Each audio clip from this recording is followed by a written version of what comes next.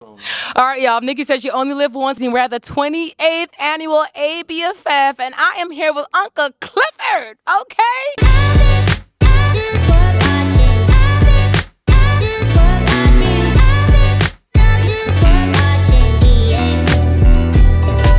Nicco Annan, how you doing today? I'm well. I'm well. I'm excited. I'm a little fatigued coming from work, but I am ready to give it to the people. Why your face do that? Straight from work? Yeah, straight from the set. I thought it was gonna be the weather because it's a weather flood advisory down here. Don't worry about the weather. Don't worry about the weather. It was down. It was just a long day in Chuckalissa. Okay, well, welcome to Miami Beach. Come on. Now, let's see here. Now, congrats on the Native Son Awards. Thank you. It's Black Queer Excellence. Yes. Tell us more about that. Native Son, Emil has been a champion, and I've admired his work, as a journalist, as an advocate for so long, and I was honored with the award, and to be completely transparent, I wasn't able to receive the award in person. Okay. My father transitioned last year, and so they honored me and brought the award to me. Oh. And it was so special, and I feel like you don't always get those opportunities where you are, it's not about recognition, but I will say reflected back in a way, No, and it's so personalized. Mm-hmm. So it means that you are special, you are recognized for your contribution to the community. Yes. That's important. Yes. As are you, and that's a part of why I'm here at the ABFF, is showing that same reflection back with this docuseries of Down in the Valley. Down in the Valley. Well, we're going to talk about that now. Come on. Celebrating real stories of the South. Yeah. Okay? So as far as, I love P Valley. Oh my God, the storyline. Okay. What are the countless stories you've heard of P Valley that resonates with people in real life? I'm sure there's so many of them. What's one of them that stands out to you? The first one that just came to my head was the cantankerous relationships between mothers and daughters. Okay. That's not always as lovely as people try to portray it to be. And I think that those are complex relationships between children and parents in general, especially when you think about certain generational gaps. And what do they call it when they say generational curses? Yes. That people are breaking the cycles that have happened. That's the first thing that came to my mind. Yeah. The next one is that just popped into my head. It's kind of adjacent to that, but it's probably because it's also a theme in Down in the Valley.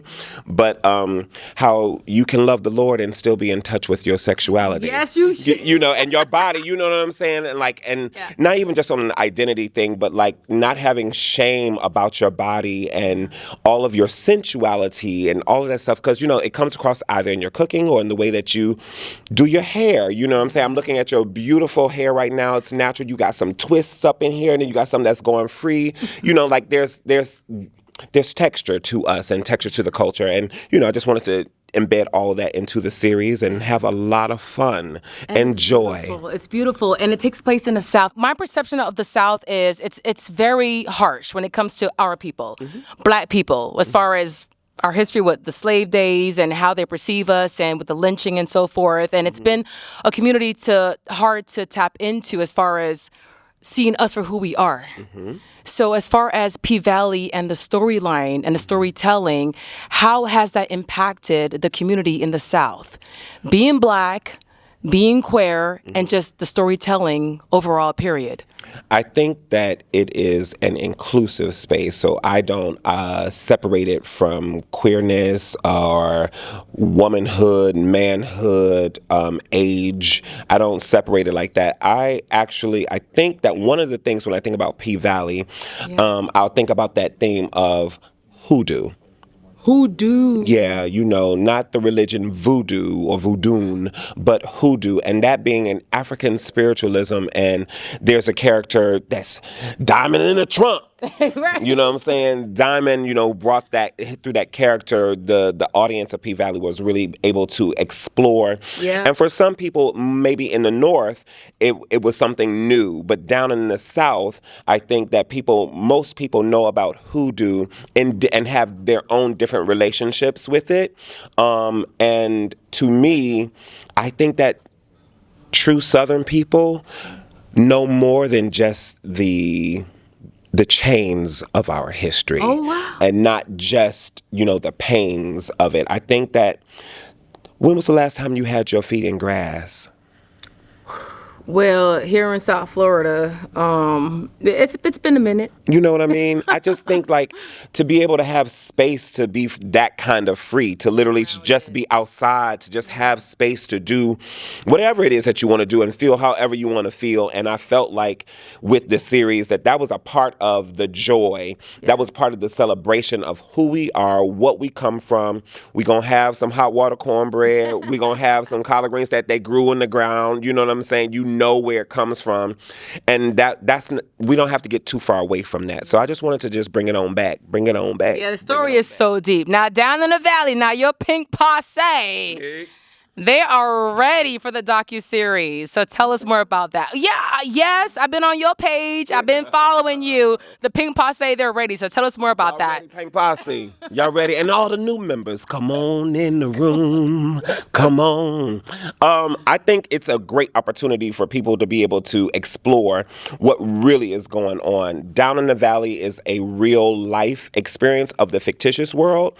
And it's one of the things that I know as I have been on this wild, beautiful ride that a lot of people don't necessarily know how real these stories are. I'm not Uncle Clifford in real life, but they're real people that are non-binary.